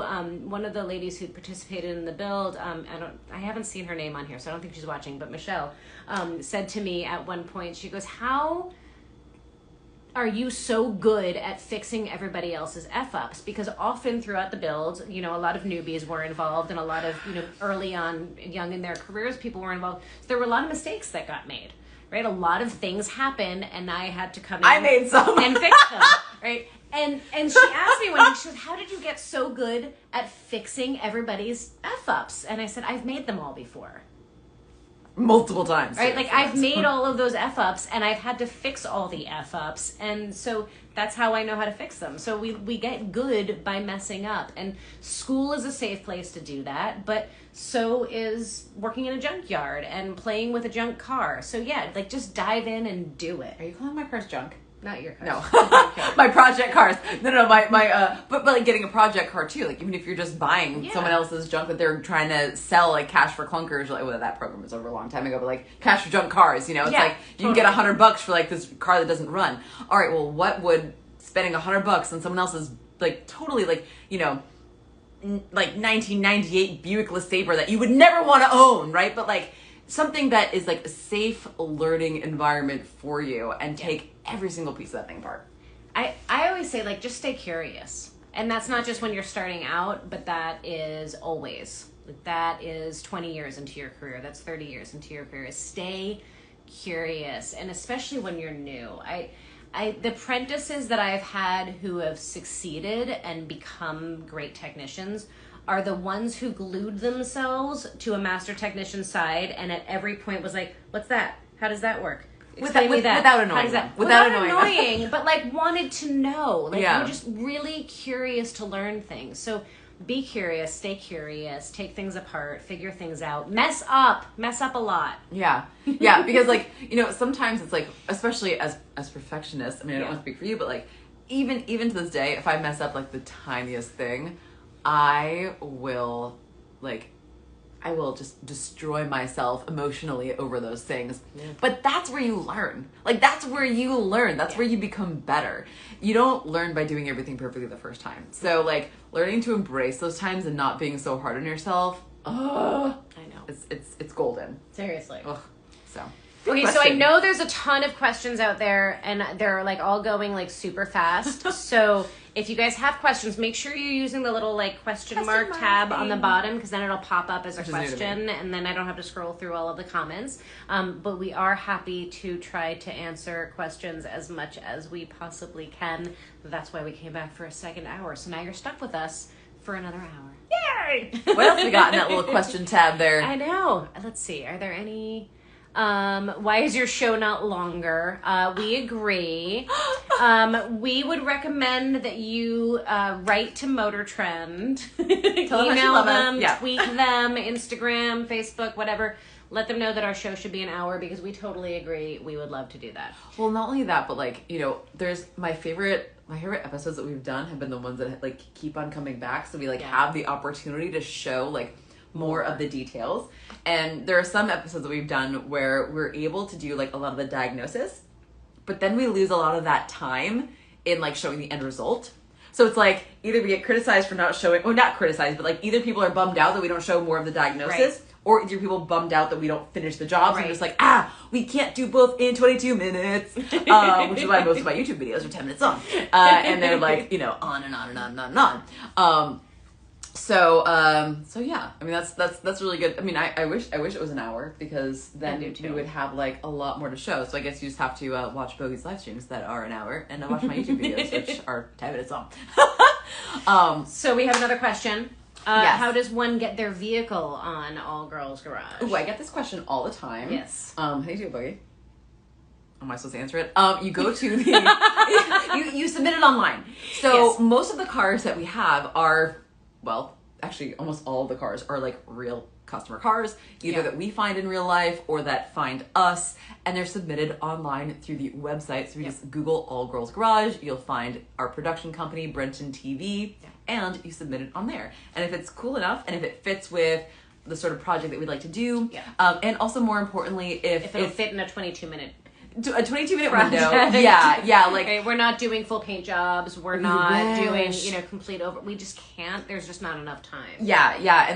And I mean, that being said, 22 minutes, but then also like we're only out here for a week. So like we both have our own, like this shop and like our shop, All Girls Garage, is like a thing that we only get the blessing of working for a week a month. So some know this and some don't, right? All Girls Garage is a TV show, clearly. But we do not work together full time. We do not live in the same state full time. And so we don't take regular customers at All Girls Garage, right? We are not like a fully open to the public kind of shop. But we do often work on viewers' cars. Yes. It helps if you're in Florida because that's where we film, so that makes it a little bit easier. If it's a different sort of project, if it's something that we haven't done a gazillion times already on the show, then they're more interested in it. But if you have a car, if you have a vehicle that you'd like to have on the show, go to the website. There's a link. You can submit it, and it's BrentonTV.com. Yeah, and also like, sometimes if it works out with like the parts and the parts availability, sometimes you're able to get them sponsored, sometimes you have to buy them, sometimes you're able to get the car to us, sometimes you have to do it. So like it depends a lot on the person submitting and the situation. And even if it's something that we would love to do, sometimes we don't have all the pull in the world that we want to. So if you submit and you don't hear from anybody, don't be offended. It's not because we hate you. They get a ton of submissions. We get a ton. So it all just depends. Bogi, there's another really good question that just came up. What was that? Do we bring our own tools on I saw that set? one. Yeah. Once in a while, I'll bring specialty tools in.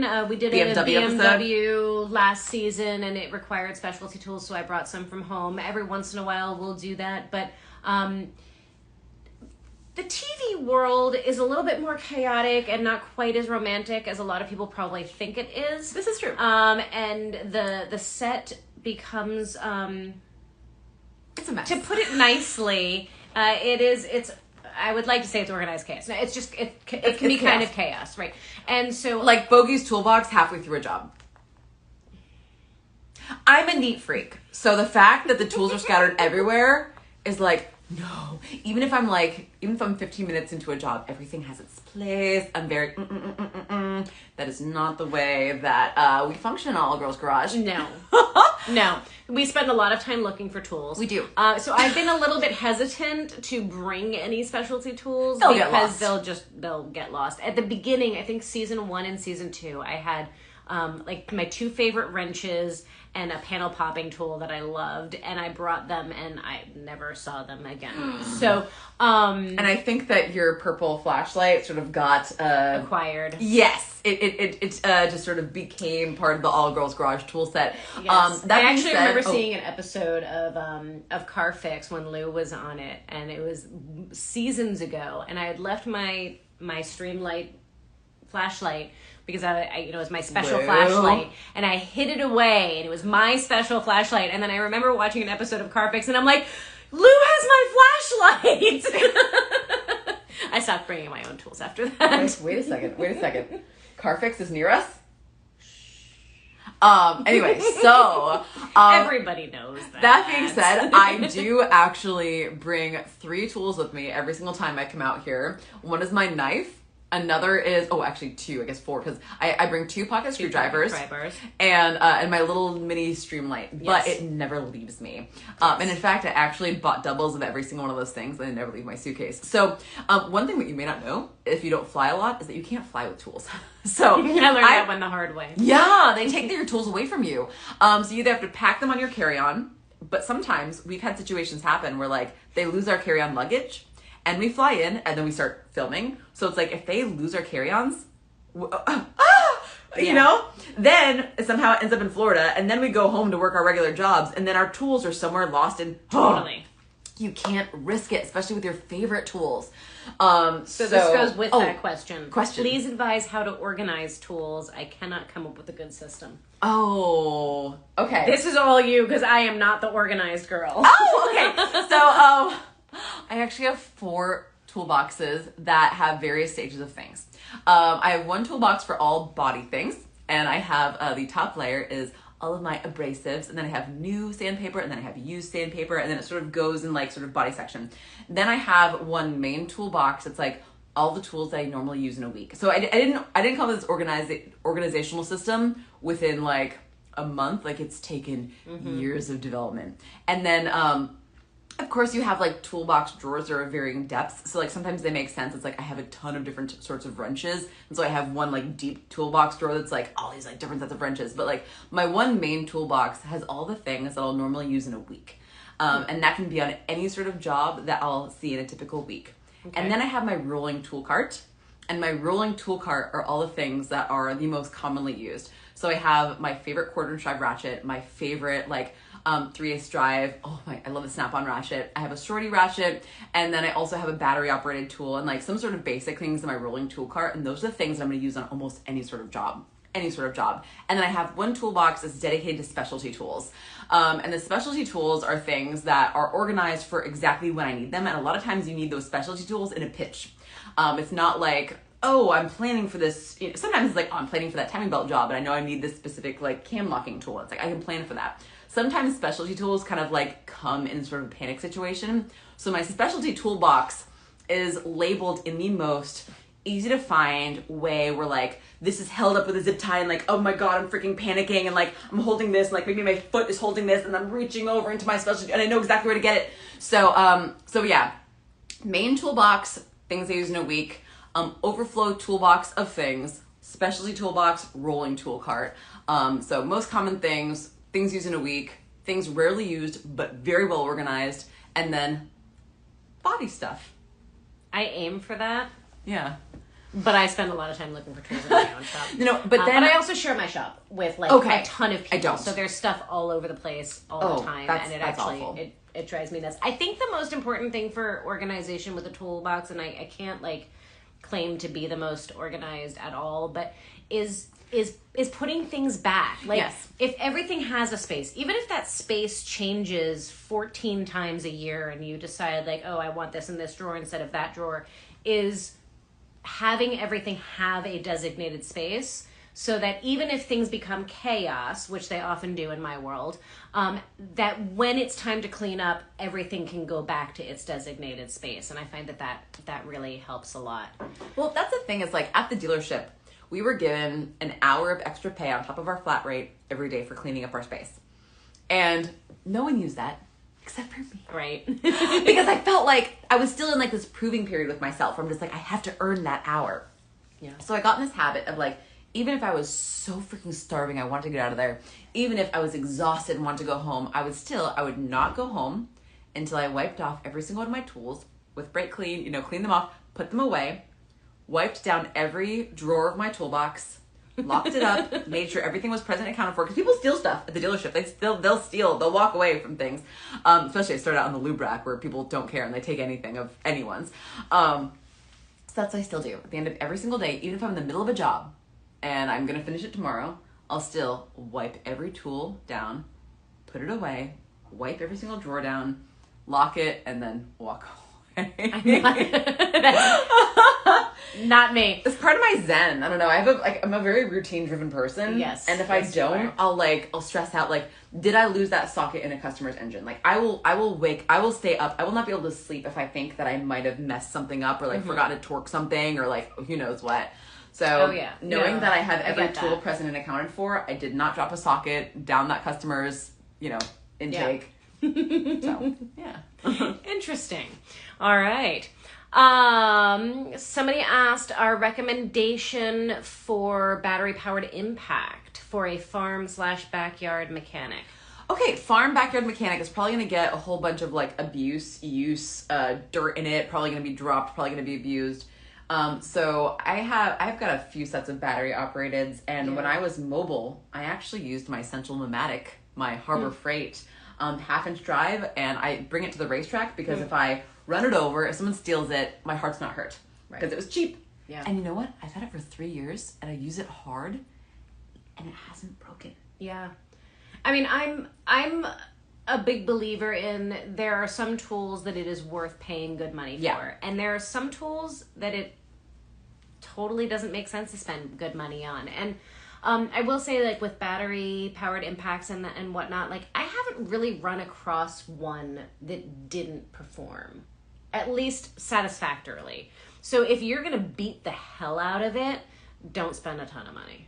Well, it's true. Like, I'm picturing, like, farm, like, I mean, you can run it over with a tractor and, like, a horse can step on it. I don't know, like, what you're thinking, like, farm, like, backyard. But no, like, I mean, that's why, like, when I was bringing it to people's houses, I'm like, oh, wait, what if I forget it? Or, like, what if someone takes off with it, or I lose a battery and have to buy another one? Like, and I was expecting it to last a year. It hasn't. Like, it kills it for my half-inch drive. Most of the battery impact ones are pretty adequate, and some may be stronger than others, and some may be better than others. I love my Snap-on ones. I'm not gonna lie, but I also love my Milwaukee ones, and so I think there's a ton of options, and I think it really depends on your what's comfortable to in your hand and what your budget is, and what makes sense to you. Like, working as a flat rate technician, there was a few things I was doing all the time, and I invested in some really expensive air operated tools because this is really lightweight. I'm going to do this job over and over and over again, and like my arm's not that strong, and like this is really small and compact, and like I love this tool. And so like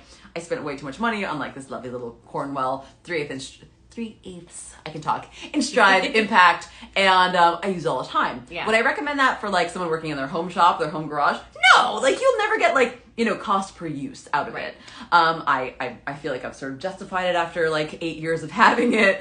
But my battery operated, I'm like, okay, this is for doing my mobile stuff. This is not in my home shop. This is not in my shop. So this is sort of like a temporary thing. I'm not gonna be using it a whole bunch. I've way gotten my use out of the thing and then some. Like, I'm actually really impressed with how well it performed. So I've actually recommended the Harbor Freight one to like a lot of people. There's a lot of Harbor Freight tools that I will swear by. I mean, there's a lot of things where they are absolutely fantastic. Yeah. There's nothing wrong with them whatsoever. Somebody asked, Ian from Big Tire Garage. Hi, Ian. Hi, Ian. Wants to know if we're filming this week. Yes, we are filming this week. That's why we're together. Yes. And somebody else actually said earlier that we should do another motorcycle episode. Oh, and interestingly enough, there might be one coming because that's exactly what we've been doing this week. We should also do another Supra episode. All roads lead to Supra. Sorry. But yes, we do have another motorcycle episode coming. We are working on one right now, and it is a very good one, so you're definitely going to want to stay tuned for that. It's been amazing, actually. Yes. I'm really excited for everything that we've been doing this week in particular. Like, this has been a great week. It has been a great week. We've been having a whole lot of fun. Lady Leadfoot would like to know when the Volvo build will begin again. Oh my gosh. Hopefully really soon. I'm currently looking at ways that we can restructure the builds in a way that will work with COVID, keep everybody safe, and also allow us to get the build done in time for SEMA 2021. Assuming it happens. Who knows anymore? And also just, to really fill the spirit of what these builds are supposed to be all about. Right. So we're working on that right now. I would expect probably within the next month to start hearing from us on what's going on with that and how we're going to start that scheduling. Do you have like an email? Do you have some way for people to subscribe? We do, yeah. So via the website, so girlganggarage.com, there is a sign-up link. So if you haven't already and you're interested in the build and want to be notified about what we've got going on and when we have it going on, go onto the website, subscribe, send us an interest email, and then when we start getting going again, which like I said, I'm hoping is going to be really soon, we're going to be sending something out to everybody and letting them know kind of what the plan is. So stay tuned. I know y'all have been very, very patient waiting on this build to get started again, but it is coming soon. I promise. Good question. I promise. Yes, we have a ton of questions. Oh my god. Oh, look at them. Jeez wow. Louise. And that's really tiny writing, so I'm going to look really funny while I try to read this. I love this question because it's so relevant. It's right here. Yeah. How do y'all prepare for unfamiliar work, like not Toyota or BMW? We're probably both very different on this. I am a believer in a car is a car is a car. It's nuts and bolts. And I may not know how, X brand likes to do whatever system it is that they're doing, but I understand the systems well enough to know that I can figure it out. Like, I can figure out whatever it is if I put my mind to it. So I don't really do a lot of preparing. I'm kind of a dive in and figure it out as I go kind of person, and I logic through it. Faye, I think, is a little bit more of a preparer. I'm a little more preppy. And normally, well, I will say that we do a lot of sort of figuring things out as we go. Yes. Because also a lot of the things, we've gotten a lot of brand new things lately that there's not a lot of service information for, and not a lot of we're sometimes the first people to be putting on, or that we know of, that are putting on new parts. That we've been working with a lot of conceptual parts lately. Stuff. Yeah. So sometimes you really do have to figure things out. That being said, we also sometimes are figuring out what we're working on sort of last minute. So, sometimes we don't really know what the future has in store for us until a few days before. So what I normally do, since my flight, I tend to get bored just sitting on the plane because I'm I just can't sit still. I'll actually pay for the in-flight Wi-Fi, and I'll bring my laptop, I'll get on Identifix, I'll look up service information, I'll look up specs, I'll look up any sort of fluid specifications, even torque specifications if I can, and I will look up all that fancy stuff beforehand. And then, and it's crazy because I think sometimes as prepared as I try to be, I end up in the moment, and we ended up going a totally different route with something than in my head it turned out to be. Yeah. Because you never really can anticipate what some of this stuff can be, because it's so out there. And also, like we were saying, our dear producer, bless his heart, things change. Things do change, and also sometimes people just don't know. I remember getting the write up for the Supra episode from the first season. Oh my God, Faye, I'm so excited! We're gonna have a Supra on for you. I'm like, yay! I'm like, tell me about it. What are we gonna do? And he's like, oh, I don't know yet. I don't know. He's like, but it's the stock 4-cylinder engine. I'm like, the stock 4-cylinder engine on a third generation Supra? That's so rare. Tell me more.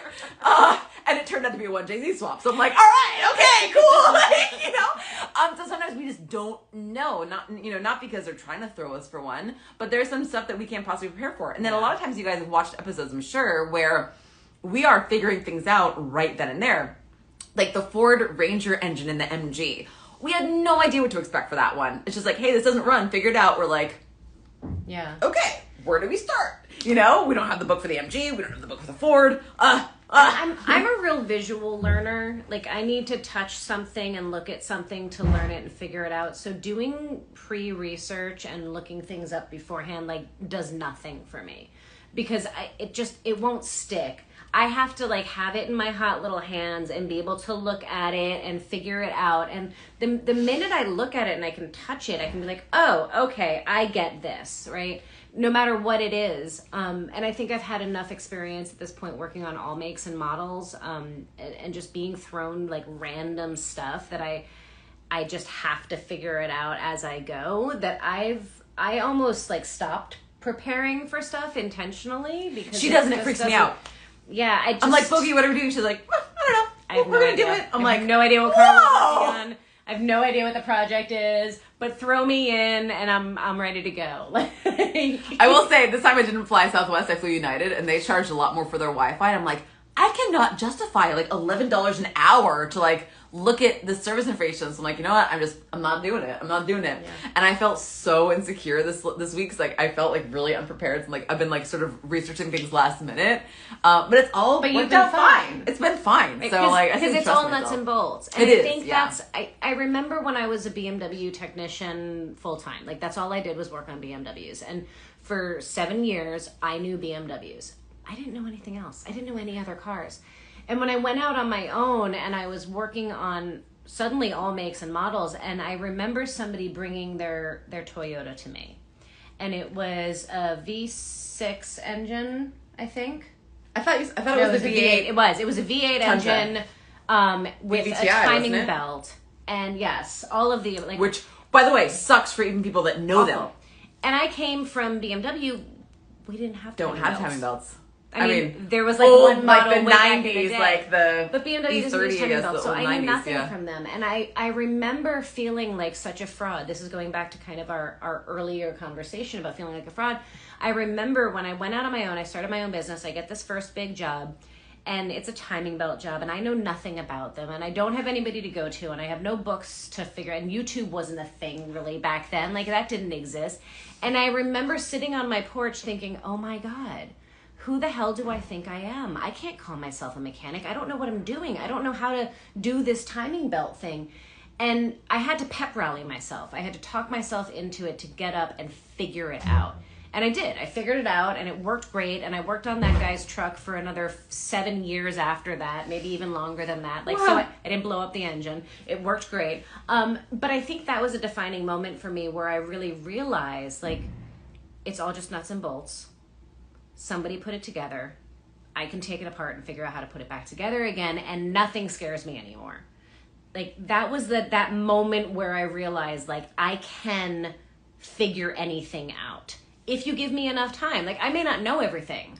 I certainly don't know everything, but I can figure it out. And I think it's just, that's a thing that kind of comes with time and experience, and maybe having that moment where you think you can't figure something out and you do anyway, and you realize, like, okay, it's all just nuts and bolts. It's all just nuts and bolts. That's a really good answer. Wow, look at all those questions. I know, my goodness. Oh my God. How do you just Brittany said that's why shoot. she's thankful she was trained on all makes and models. I totally agree, Brittany. Good for you, Brittany. Oh my God. And Brittany, for anybody who doesn't know, Brittany, it's Women Who Wrench, I think is her Women Who Wrench is her Instagram that she's got, and she is an amazing technician, another female technician that you should follow. Have y'all broke things on set? We broke some shit today. Yeah, we break things all the time. I mean, we break things all the time because you know what? Things get old, things get hot, things get brittle, and it's part of working on cars. Break. And it's okay. We break things, you break things, we all break things. Part of wrenching. Yeah, all the time. 100%. And we also have to fix them. Yeah, no, 100%. What else? Do we have more questions? Will we do more live chats? We haven't. So I've been doing live happy hours every Wednesday. Faye's been doing her own lives also Wednesdays. Book clubs are on Wednesdays, and happy hours for me are on Fridays. Yes. So, but yeah, on YouTube. I do think that we should do some more lives together, shouldn't we? We should. I mean, people are used to seeing us together. Anyway, we should probably do a live, and we clearly hate each other. At least one time per filming. I think that'd be fun. Would you guys ever want to tune into a live while we're on set behind the scenes? That's a rhetorical question, because I'm assuming your answer is yes. I'm assuming you're going to say yes to that. So maybe we should do that. Should we do a live? We're going to do a live on set periodically. So yes, tune in. There were a couple of questions about that and asking that question. So there was a ton. There was like we will do that. 5 questions. Ooh, what are our daily drivers, Bogi? What are our daily drivers? My daily driver is a 2011 BMW 335 Coupe. It's beautiful. That has been actually on All Girls Garage. It was on an episode in season 4 or 5, I think. We did a Cobb tuning upgrade to it, a bigger intercooler, performance exhaust, switched the front and rear bumpers to European style bumpers. That's why it looks so nice. Yeah, I was like, we did it's a bunch not of stock. stuff. Did a bunch of stuff too. So that's my daily. And then I have a bunch of other cars that are mostly dying of neglect. And you know what? My daily driver for the longest time, actually since 2008, was a 1980 Volkswagen Rabbit. Power nothing, no AC, no, not even a tape player, y'all. Crank windows. Just a year and a half ago, I got the nicest, newest car I've ever had, which is now my daily driver. And that is a 1998 Toyota 4Runner, my first car with AC. Lovely. My first automatic transmission. And, man, you hit a button and the windows go down. It's beautiful. Yeah, 98 Toyota 4Runner. I love it. But soon it's going to be my Supra. What was the fastest car you've ever owned? Fastest car I've ever owned. It's probably my current one, honestly. It's like we haven't dynoed it since we did all the modifications, but from everything that like the manufacturers of the aftermarket parts that we put on claimed, it's probably like 420 something ish horsepower. Really? Yes, I think that's probably. She let me drive it once. Yeah, that's probably the fastest that I've owned. I mean, I've driven faster cars, but that's the fastest I've owned. How Oh about my you? God. I mean, I've owned like total like loser lemons like all my life. So, I mean, the car that I've had for like most of my life is my 1980 Volkswagen Rabbit, which had Doesn't 40 go that horsepower at the crank, and it was a 4-speed. I finally converted it to a 5-speed, but like you guys, like this thing did. I mean, the speedometer said that it went up to 80. Man, downhill with a tailwind, maybe. Right. I mean, this thing was pathetic. So yeah, I mean, the fastest car that I've ever owned is my current car, my 1989 Toyota Supra, by far the fastest car I've ever owned. And it's about to be faster. The last time that I dynoed it with a blown engine, it made about 300 horsepower. Okay. So I'm excited with a blown engine. With a blown, yeah, a blown. Oh my God, poor thing. It was misfiring on 2 cylinders. So I'm excited to see what's gonna happen after the build. Yeah, but it'd be cool. I mean, my horsepower goals with it were right around 400. So I mean, like that's impressive that your BMW does that. That's also the fastest I've ever driven in a car. The ironic part about all of this is that neither of us are very fast drivers. We're both kind of grandma drivers. I've seen you drive. I will. I'll let that be the narrative. I've actually, truth be told, I've had my license pulled away twice for for too many speeding tickets. And it actually almost cost me a job once. So I'm not proud of that, but that's the reality. I've definitely I'm not a fast driver. I've become a grandma driver. Actually, since I'm just like, you know what, I really have to like take my career a little bit more seriously. And actually, it was.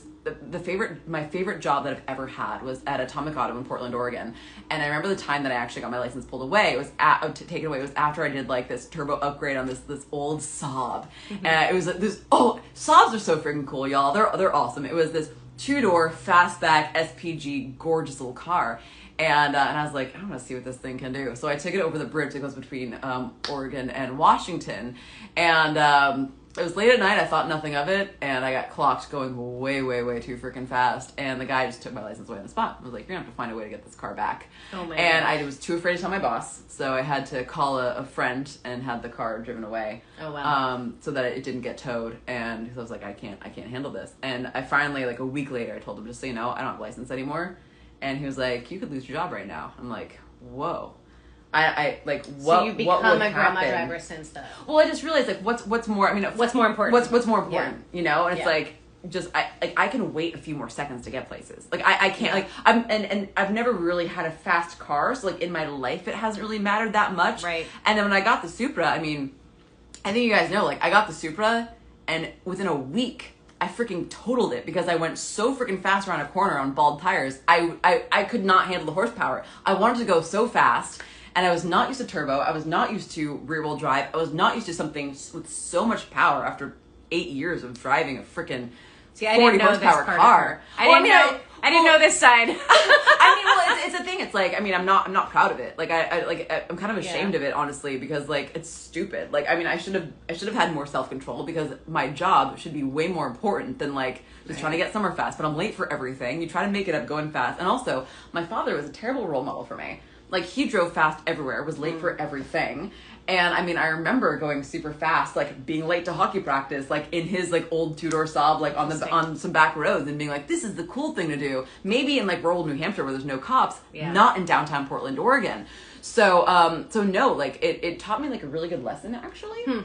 And it because I was like, I would do anything to keep my job at Atomic Auto. Right. And, you know, luckily, he said, all right, well, you can't drive customer cars. You know, you're going to have this guy that works next to you drive your cars for you. He's like, this is not okay. It's going to affect your flat rate time, which it did. I got paid less. But it was like 6 months or something before I got my license back. Yeah. And I got a permit to drive to and from work, but I rode my bike, you know, and in the rain, and it sucked. It was awful. So yeah, that really changed me. And my story, because I used to also like to drive very fast. Uh-oh. And I still enjoy driving fast. But this is where we get deep. I lost my older sister to a car accident, and I don't drive that fast anymore. And I think it's, things kind of put that into perspective. Yeah. So for Faye, it was almost losing her job, and realizing and putting in perspective, like, this is my life, this is my career, this is what's on the table.